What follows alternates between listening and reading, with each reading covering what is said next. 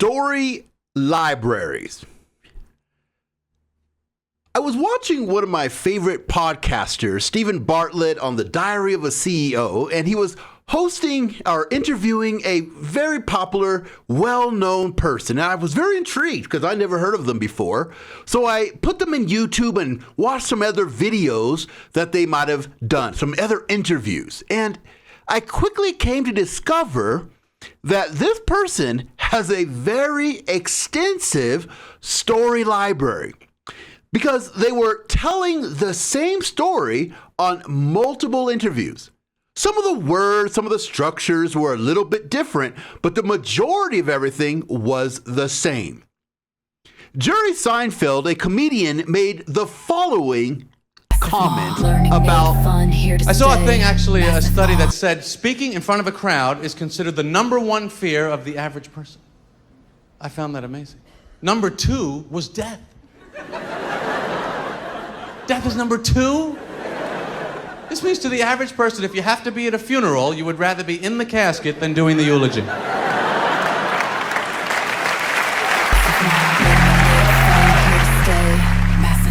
In 2024, the University of Helsinki found that we lose language retention 40% more when we are nervous or when we are stressed.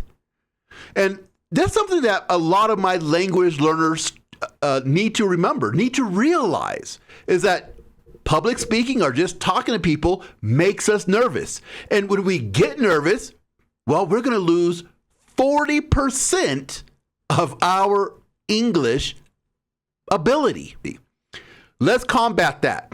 We're going to talk about today how to build a story library.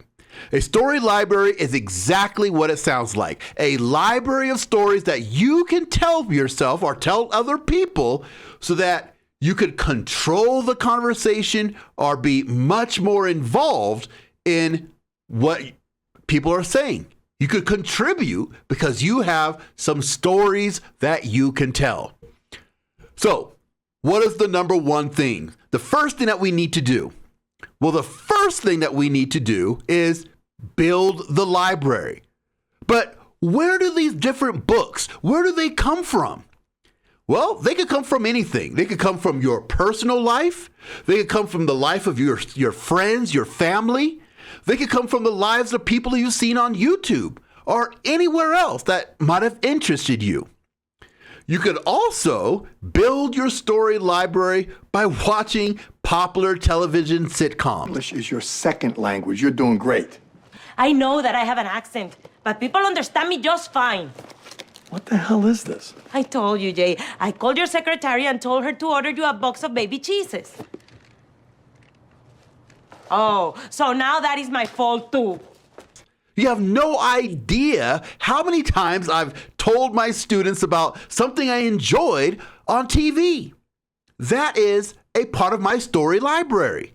So it doesn't have to be just things that you have said or you have found, but it could be everything. It could be everywhere. It doesn't even have to be real. It could be a story that you were told, maybe as a child or some kind of Aesop fable, if you will. So after you do that, what you want to do is just start writing down the main ideas. Of course, if it's a life of somebody else, that's a little bit easier because you can just write down things that you've noticed that they've done. There's a couple of other things that you want to be able to do within the story library. You want to be able to answer 5 W questions, or the WH questions. These WH questions are the who, the what, the when, the why, and of course, the how. And don't forget where. So I guess there's 6, but how may not be a WH question, although it does have both the W and the H, one at the beginning and one at the end. So we'll include that. So the 6 WH questions. And after you do that, just kind of write down all the different things in each of those sections. Now, you don't want to make a long story. I mean, sometimes a good long story is beneficial, but you want to be able to tell the main ideas in the story within 60 seconds.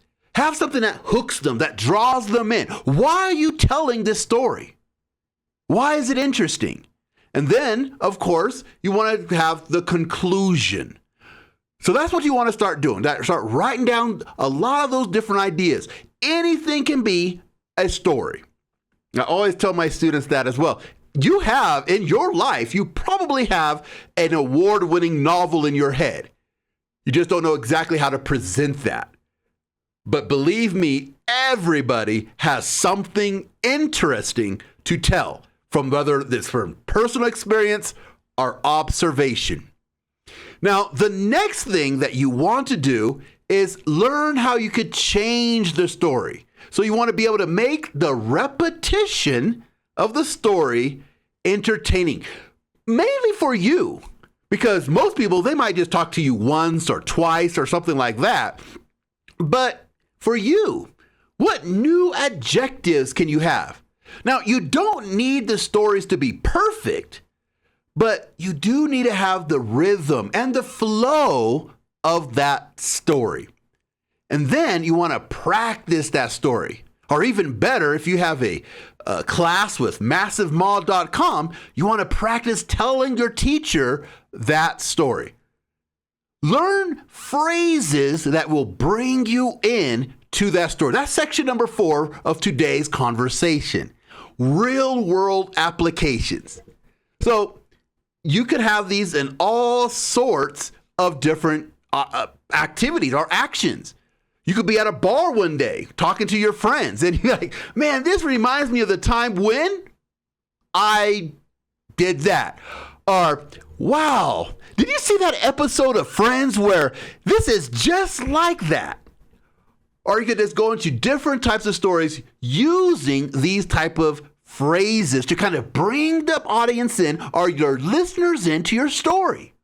And then tell the story. Now, why is that good? Because you're comfortable with your story.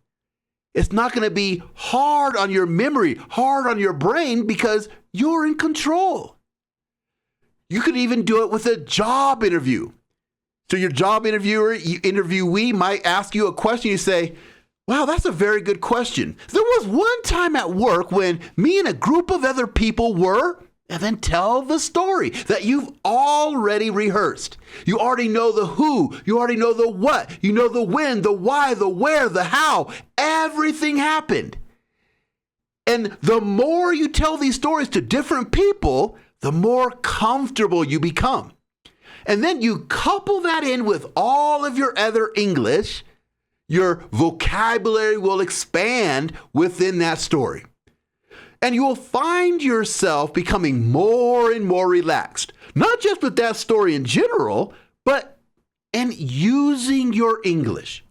This is one of those ways that you could also kind of take control of the situation. Because one of the things that makes people nervous is not knowing the mystery. What is the person going to ask me? What am I going to say if they ask me this? Well, you have a story library. And once you tell a story, generally the conversation will just go on to other people. They might contribute to the story. They might remember details if they were even a part of the story. So all of these things can really help us. So that's the lesson for today. So let's put everything into practice. We're going to look at a comedian, and we're going to look at how this man really goes into telling his stories. And then we're going to see how you can learn from telling a story that's similar, but different. So let's go ahead and let's get started. Learning made fun, here to stay. I don't know if y'all heard about that dude in Wisconsin that faked his death and maybe moved to Europe. If you haven't heard about this, great. Okay, so basically, what we know is that supposedly there was a man who faked his death and might be in Europe right now. And he has a family. right? 3 kids, a wife, and everything. And one thing we usually don't do as men is give a man the credit that we owe him for being the new bottom. Like the new lowest common denominator. Like as men, we need this man. We need him, all right? You know anytime you mess up as a man, when there's a man near you who has messed up worse, you'd be like, hey, I could be that guy. You know, next time you forget a birthday or something, be like, baby, look, I'm sorry I messed up. But you know what I didn't do is fake my death and move to Europe. Some people do that. I love you and I would never. If I die, it'll be for real. I'm a good man. When I die, it will be of an ulcer or something. You know what I mean? Something where you've really held the pain in, didn't talk to anybody, didn't try to do anything about it. You know, real man stuff. I'm gonna do what men are supposed to do. I'm gonna support this family, not go to therapy, hold it all in. And then one day grab my chest like, and you'll know that maybe we should have left this one argument alone, right? Stay. Massive mall. All right, so we've already done step number 1 in choosing a clip. Now, the second step was answering the who, what, when, where, why, and how. And one of the things that we mentioned earlier also is that we want to keep it simple. The first thing we want to do is minimize the amount of words that we're going to say. And this step in creating a story really helps us. So let's do one of them. Who? The answer? A man in Wisconsin. What? Went to Europe to escape marriage or faked his death. Why? I guess he didn't like being married or he wanted to escape his kids. When? Sometime in the past. Where? In Wisconsin. How? Faked his death. So those are the overall answers to our story that we're going to build up and we're going to tell people. So now we have the who, what, when, where, why, how. We have all of those. Now what do we need to do next? Well, now we need to figure out how we're going to tell this story to different people. Hey, did you hear? There's one way you could introduce a story. And what did Josh Johnson say? I don't know if you heard. And then he went and told us the story. And then after that, he went into the application. We as men need him so that we look good. And of course, there are many different applications. Let's say, for example, that you have a friend who's really depressed and about her relationship with their boyfriend or something. You say, you know, I heard a story about a man in Wisconsin who faked his death to get away from his wife and kids. Well, at least your boyfriend didn't do that. Or, well, bro, you're not the worst guy around because there's a guy in Wisconsin who faked his death just to get away from his wife. You didn't do that. You're staying with your wife. You're fighting your way through it. So you're better than he is. So there are many ways that we could introduce this story. But the first thing that we need to do is just know what we want to say. And then we need to know how to answer those individual questions. Who, what, when, where, why, how. And once we learn how to do that, then we could get ready to present the story to other people. And because you have this story in your head, you're always ready to present it to other people. So that is going to be the lesson for today. And remember, if you like videos like this, make sure to subscribe. Your homework is very simple.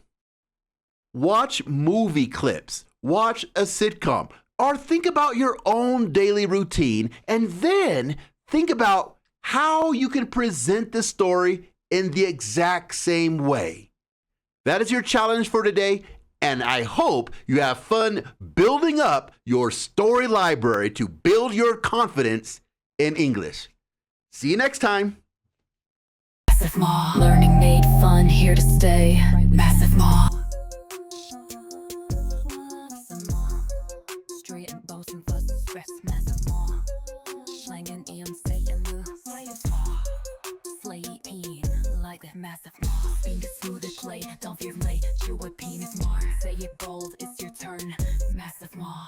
Speak it right all day, every lay. Massive Maw. Say it loud and don't delay. Massive Maw. Learning made fun, here to stay. Massive Maw. English your way, it's Massive Maw.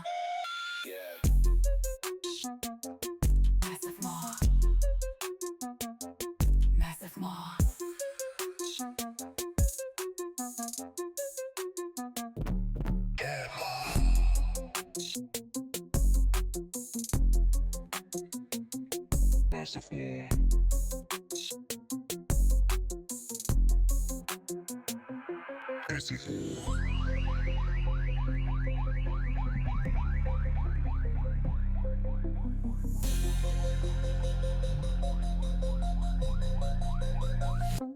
Massive Maw.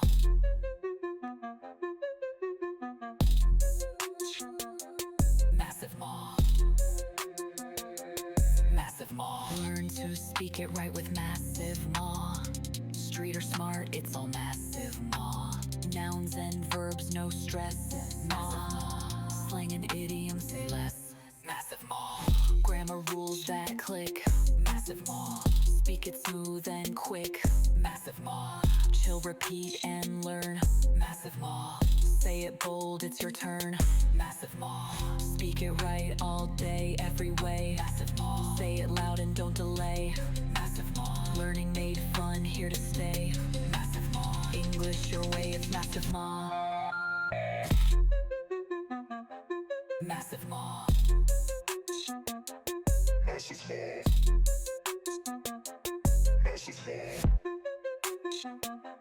Massive Maw.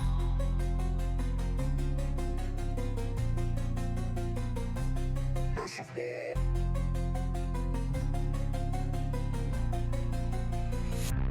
Massive Maw. Massive Maw.